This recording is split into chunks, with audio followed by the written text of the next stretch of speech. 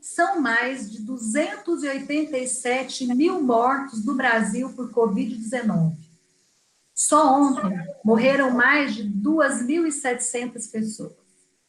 Vivenciamos o surgimento de variantes do vírus SARS-CoV-2, sistema de saúde pública sobrecarregado, um programa de vacinação frágil, lento e ineficiente, e nem sinal de imunização em massa ou do fim da pandemia da Covid-19.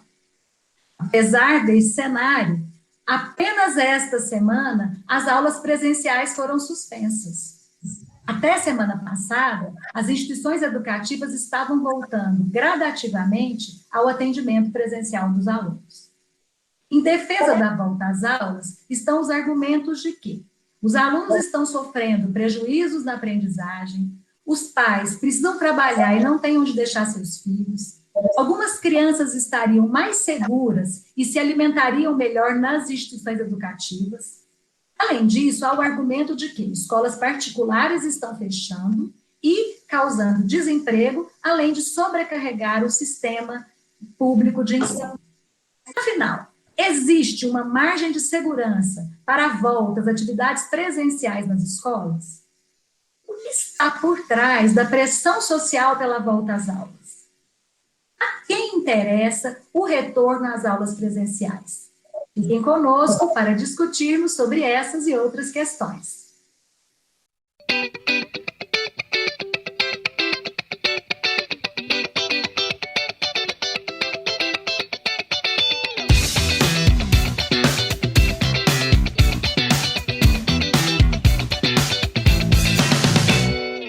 Eu sou Daniela Rodrigues de Souza, professora da PUC Goiás e pesquisadora do CADJOL, Grupo Interinstitucional de Estudos e Pesquisas sobre a relação entre educação e educação.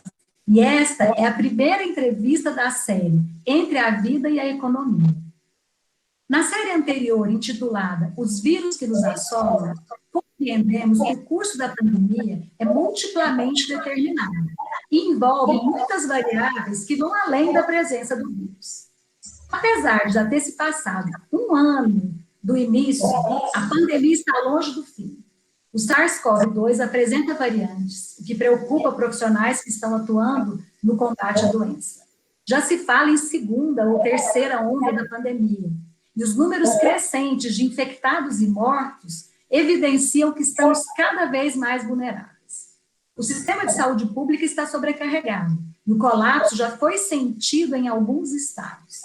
Goiás apresenta altos índices de ocupação de UTIs, o que preocupa as autoridades sanitárias. Mesmo assim, até semana passada, o sistema de educação aumentava gradativamente o atendimento presencial dos alunos, e a pressão para a volta às atividades presenciais foi sentida pela maioria das instituições e dos professores. Para falar sobre a quem interessa o retorno às aulas presenciais, o Matutando trouxe a professora Miriam Bianca do Amaral Ribeiro. Ela possui graduação, mestrado e doutorado em História, todos realizados na Universidade Federal de Goiás. Atualmente é professora adjunta da UFG, atua na área de História, com ênfase em História Regional do Brasil, ensino de História, principalmente nos seguintes temas: formação de professores, políticas públicas, metodologia do ensino das ciências humanas, história regional e história do ensino de história. Ela ainda publica livros didáticos de história regional e textos teóricos sobre o ensino das ciências humanas com foco no ensino de história. Bianca ainda estuda e exercita as relações entre ensino de ciências humanas e linguagens da arte, e a questão dos usos públicos da história.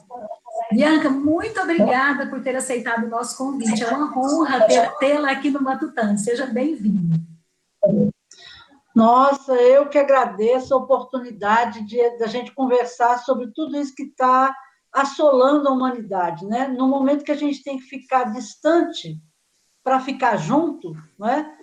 É uma dialética do vírus, né? Quanto mais distante, mais próximos estaremos da vida. É uma coisa... É uma experiência única na humanidade, mas também é de uma angústia profunda, né? Todo dia notícia de gente que está mal, gente que está doente, gente que está esperando vaga em UTI.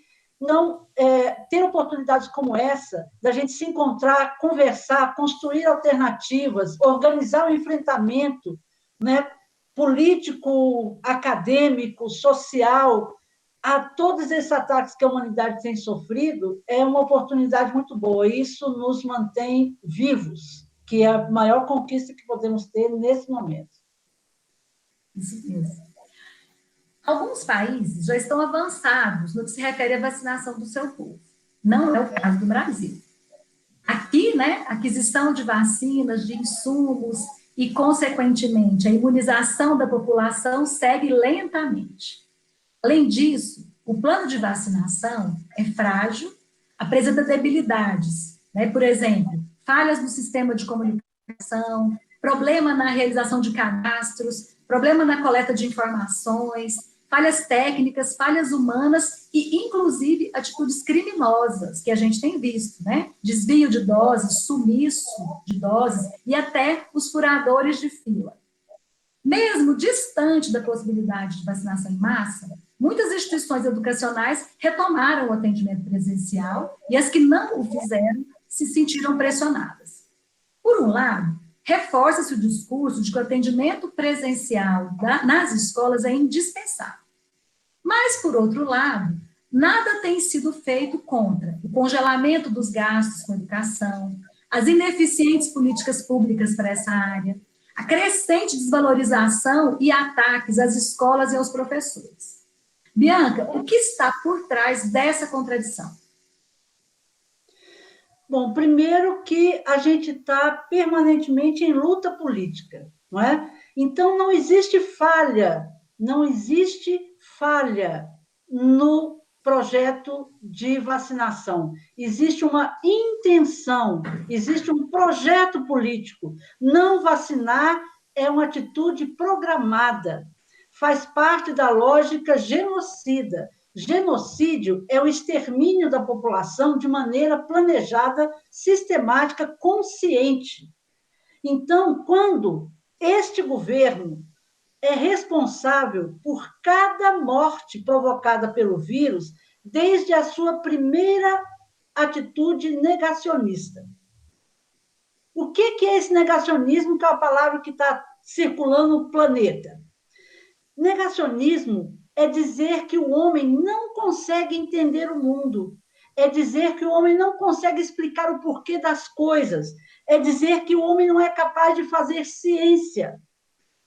Nós estamos diante de um governo que diz que a Terra é redonda, quando há mais de 600 anos isso foi derrotado visivelmente, não só teoricamente, concretamente. Não é? E essa negação, então, a gente fica muito assim pensando, poxa, cada vez que a gente assiste um jornal e vê um número tão grande, tão crescente, tão avassalador de perda de vida, de pessoas morrendo com falta de ar, você fica pensando, puxa vida, como é que será isso? Morrer com falta de ar, sentado no banco, na porta do hospital, como aconteceu com um amigo meu semana passada. Ele morreu sentado na porta do hospital, não tinha cama para ele deitar. Aí a gente fica pensando o quê? Puxa vida, esses caras não estão vendo o que está acontecendo? Esses caras não têm coração? Não é isso. Ou a gente fica pensando, mas que povo burro! Não é possível que está vendo que comprar vacina é mais barato do que manter essa rede de funcionamento de hospital? Não é isso. O que acontece é um projeto político. Nenhum dado vai convencer essas pessoas de que isso é um genocídio, porque é uma intenção, não é? Então, a gente está do lado de cá. A gente está do lado da ideia de que a ciência é uma conquista da humanidade.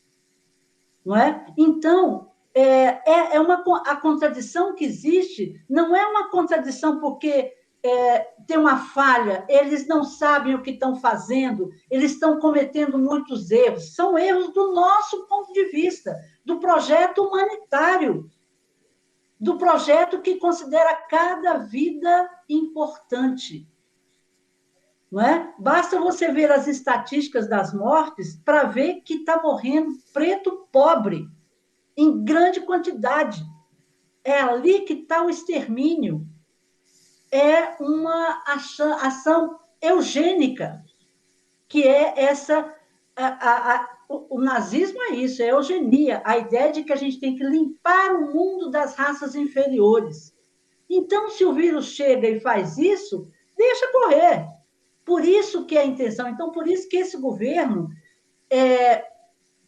não é burro, não é desinformado, não precisa de alguém que diga para ele o que está acontecendo. Eles vão continuar rindo na nossa cara.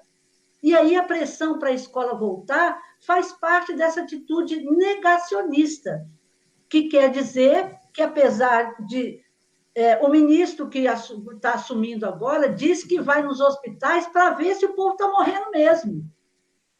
Você está louco, meu irmão? Onde é que você está? É isso, é porque não adianta que chegue a informação, é uma intenção política. E aí, a preocupação com a educação que eles aparentam ter não é verdade, não é? Mas é isso, para essa primeira questão, é importante reafirmar isso. Não é uma atitude de ignorância, não é porque eles não sabem que as pessoas estão morrendo. Eles sabem e eles não fazem nada porque é um projeto político. É verdade, não é crise, é projeto. Bom, há anos nós temos assistido o desmonte do Estado em prol do capital privado. Na sociedade capitalista, né, produtivista, neoliberal que a gente está vivendo, tudo adquire status de mercadoria. Educação, as ciências e até a vida das pessoas. Porém, a Covid-19 nos mostrou que na hora do embate foram as instituições públicas, foram os servidores públicos que fizeram a diferença. A sequenciação do genoma do vírus, das variantes, o desenvolvimento das vacinas, né, o enfrentamento da doença não seria possível sem instituição pública e servidor público. Isso nos mostra que a saída da crise passa pela ciência e pela saúde, pela educação públicas. Nós sabemos que essas são construções históricas, como você acabou de dizer, né, na sua primeira resposta, não são neutras e elas atendem a interesses de grupos específicos. Então, eu te pergunto, Bianca, de qual educação nós precisamos? Nós precisamos da educação que socializa o conhecimento que foi produzido pela humanidade inteira. Quando a gente diz, nossa, que incrível, em um ano conseguiram fazer a vacina feita, a última vacina feita numa situação de emergência como essa, levou 5 anos. Olha como a gente foi rápido. Rápido não, meu irmão, rápido não. Naquele 5 ml que a minha mãe tomou, porque tem 88 anos, a primeira dose, lá naqueles 5 ml tem o conhecimento da humanidade desde que o homem bateu uma pedra na outra para fazer fogo. Porque ciência ou é ação coletiva ou não existe. A educação que a gente defende como direito de todo mundo, ela é um direito humano, porque o conhecimento pertence à humanidade. Nós não temos mais a ciência na produção da vacina, que tem que chegar para todo mundo, porque é um direito de todos nós, é um direito histórico, constitutivo, né? De todos nós termos acesso à vacina. Ela só chegou porque os cientistas trocaram informações o tempo inteiro, não é? Porque a ciência não é propriedade privada, ela não existe. Mas o que acontece? Que contradição é essa? Por que a gente tem já pelo menos umas 10 vacinas reconhecidamente, comprovadamente eficientes e as pessoas não estão sendo vacinadas? Porque, apesar do conhecimento ser coletivo, produzido pela humanidade, em todos os lugares do planeta, nas mais diversas formas de pensar e confrontar teoricamente, aquele exercício de que o erro ensina é fundamental para que a ciência se constitua e conquiste os acertos, não é? Então, por que a gente não está vacinando? Onde é que está isso? Qual que é o problema? O problema é que o conhecimento é produzido coletivamente, mas é apropriado privadamente. Ou você compra da Pfizer, ou você não tem. Ou você compra da Johnson Johnson, ou você não tem.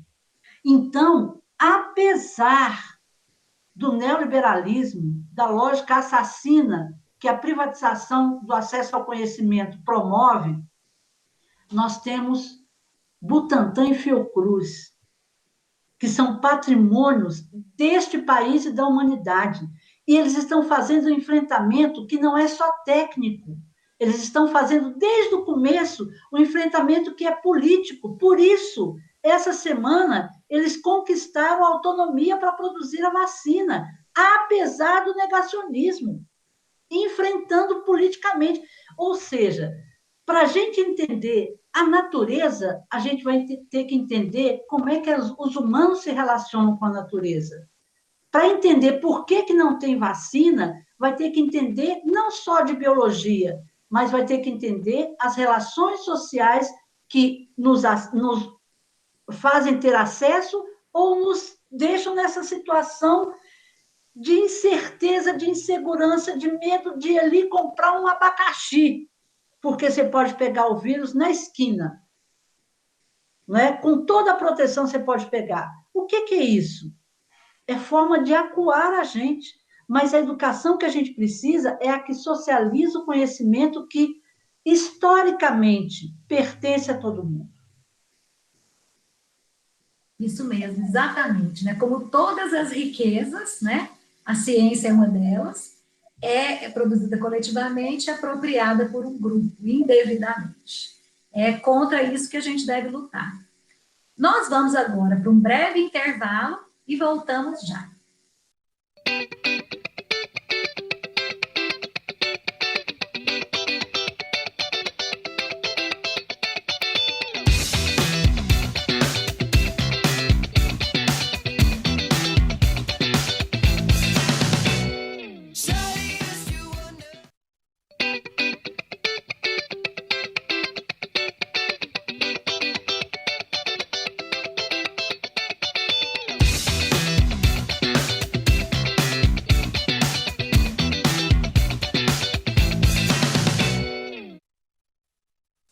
Conversando com a professora Miriam Bianca do Amaral Ribeiro sobre a quem interessa o retorno às aulas presenciais.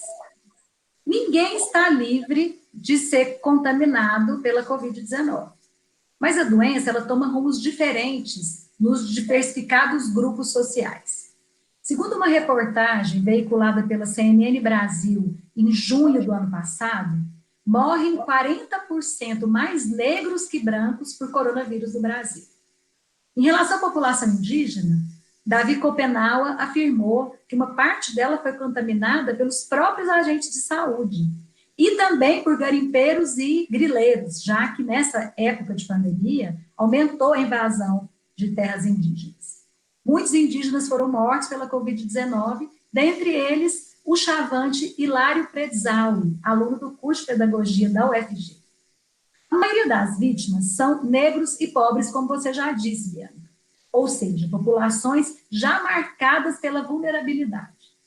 Um país com o histórico e a tradição colonial, como o Brasil, reforça respostas governamentais e indicadores da doença segundo o quesito raça-cor, demonstrando a manutenção de enredos históricos que seguem vulnerabilizando e inviabilizando vidas dessa população invisibilizada. A Covid-19, portanto, reatualiza as desigualdades e as demarcações coloniais de base racial que são fundantes do mundo moderno. Quais as formas de enfrentamento a essa ação diferenciada do Estado sobre essas populações que são territorial e materialmente colocadas à margem daquilo que se reconhece como direito pleno da cidadania, Bianca? E é possível, nesse sentido, construir uma pauta coletiva de ação? O caminho para a pauta ou é coletivo, ou a gente não vai conseguir enfrentar a lógica da dominação capitalista. E para fazer o enfrentamento que nos unifique, é resgatar a nossa condição de classe, reconhecer a sua identidade de classe. O que está dizimando os povos originários é o agronegócio. O agronegócio, que é capital bancário, financeiro, agrário e industrial junto, materializado nesse agro é pop, agro é tudo, agro é dizimação da natureza. A humanidade já conseguiu construir muitas formas de produzir alimento para satisfazer a necessidade do planeta inteiro, sem acabar com a vida. Mas é uma opção acabar com a vida para ocupar tudo. É a irracionalidade do capital mesmo, né? Porque, em última instância, é uma atitude suicida. Não é? Mas isso não interessa. Interessa a lógica de vamos acumular. E aí passa o rodo em povos originários, as populações negras, as mulheres. Então, todas essas pautas têm coisas que são absolutamente específicas. Mas até para a gente entender por que elas existem, como é que a gente enfrenta, a gente precisa se localizar na questão de classe. A escola pública precisa ser defendida por quem precisa da escola pública. Quem não precisa da escola pública, quem pode estar noutra escola, não vai assumir a luta da escola pública como nós vamos assumir. Pode ser até como solidariedade, como apoio, mas a luta do lado de cá unifica o lado de cá. E as pautas serão coletivas quanto mais identidade de classe a gente reconhecer. Muito bem. Bianca, a supervalorização da atividade produtiva, essa lógica, né, do capitalismo, ela sustenta isso que você acabou de dizer, né? A volta às aulas em plena pandemia está inclusa nessa lógica? A quem interessa o retorno às aulas presenciais? Vamos colocar os pingos. Esses caras que estão exigindo a volta para a sala de aula nunca se preocuparam com a escola. Aquele papo de homeschool que estava entrando na moda, não, eu vou tirar meu filho porque eu mesmo... Opa! Os caras estão, pelo amor de qualquer coisa que você acredita, volta porque eu não sou professor, não sei como é que faz isso, meu menino está ficando doido, eu já fiquei. Ou seja, a ideia de homeschool foi para a lata do lixo. Por quê? Porque a escola é uma necessidade de socialização, de convivência para o conhecimento. A gente está com um projeto que a gente não conseguiu executar ainda, mas vamos executar, sobre esse momento a partir do recreio. O recreio que não é necessariamente hora de ver conteúdo, mas é hora de relações sociais, de convivência com a diversidade, de exercitar relações horizontais de poder, de aprender a convivência e esperar a sua hora.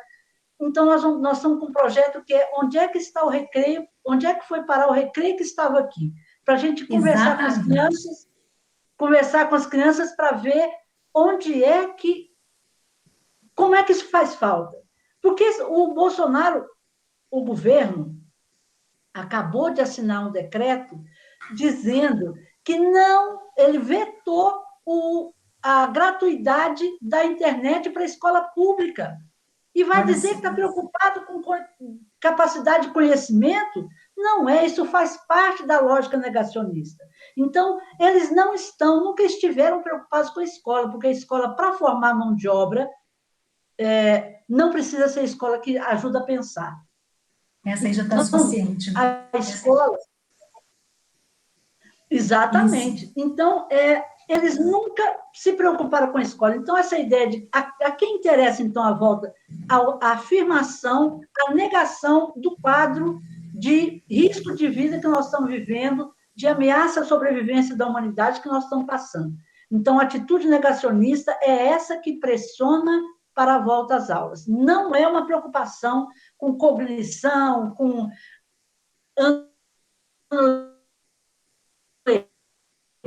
com volume de conteúdo, com o menino está comendo, não sei, vai dizer que está preocupado com comida para menino na escola, né? É Então, isso mesmo. faz parte do negacionismo. Muito bem. Olha, Bianca, muito bom conversar com você. A gente poderia ficar horas falando sobre isso, né?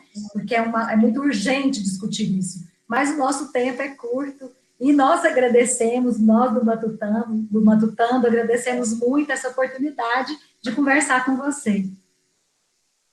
Nossa, eu que agradeço muito. E a vida segue, a gente continua conversando pelo mundo afora. A gente se encontra. Hoje, matutamos com a professora Bianca sobre a quem interessa a volta às aulas presenciais. Você pode se aprofundar nesse assunto lendo esses dois livros, As Origens do Totalitarismo, de Hannah Arendt, e Ensaio sobre a Cegueira, um romance de José Saramago. Temos um convite para você. Participe do Arquipélago de Memórias, um projeto que está coletando depoimentos em áudio sobre como a pandemia da Covid-19 está afetando a nossa vida. Professores, estudantes e familiares estão deixando seus depoimentos que são coletados para formar um banco de dados que comporão cápsulas de memória. Para acessar, digite Arquipélago de Memórias, UFG. Participe. No próximo programa, vamos matutar com Natália Carvalhais e Júlio Van sobre as inseguranças sanitárias e pedagógicas no retorno das aulas presenciais. Não percam, esperamos vocês!